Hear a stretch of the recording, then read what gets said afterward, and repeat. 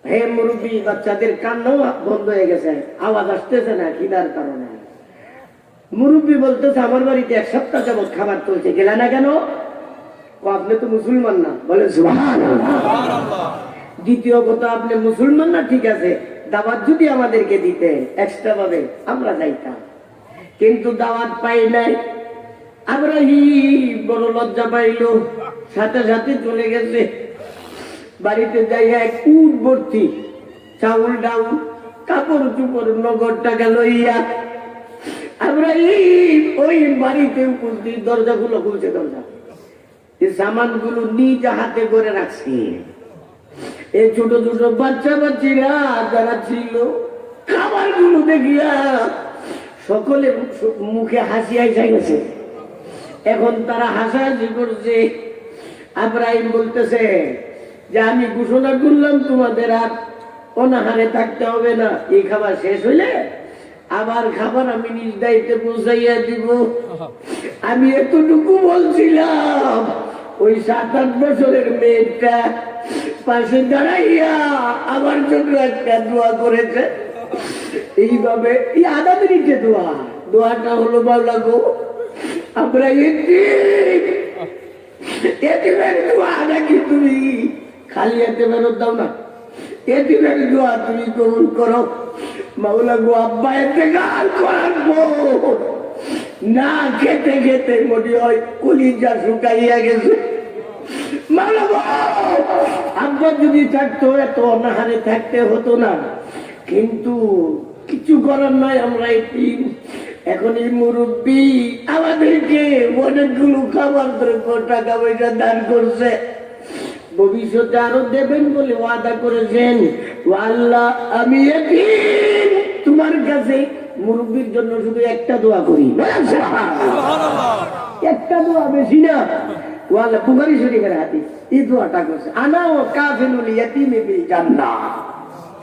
মেয়েটা বলতেছে ও মাওলা আমি তোমার কাছে একটা দোয়া করতেছি, এই মুরব্বীকে আমার বিশ্ব নবীর পাশাপাশি জান্নাত দিয়া দিবা।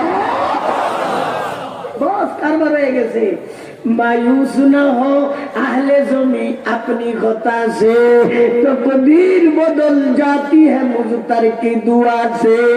पापी तापी बंदा के निराश न हो, तब तो मनेर दुआर फले तकदीर पाल्टा।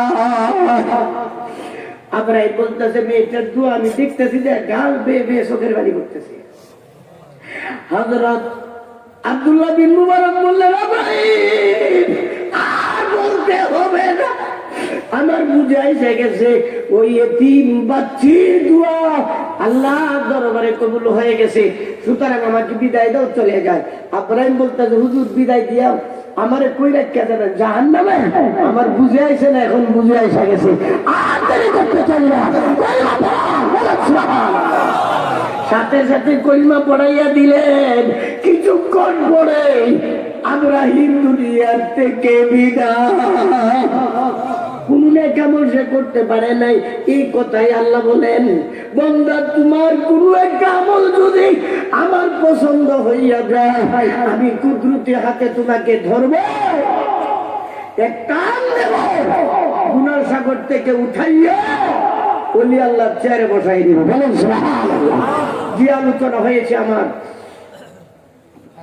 সবগুলো আলোচনার উপর আল্লাহ আমাদেরকে আমল করা বুঝবার তৌফিক দান করুন। সবাই বলেন আমিন।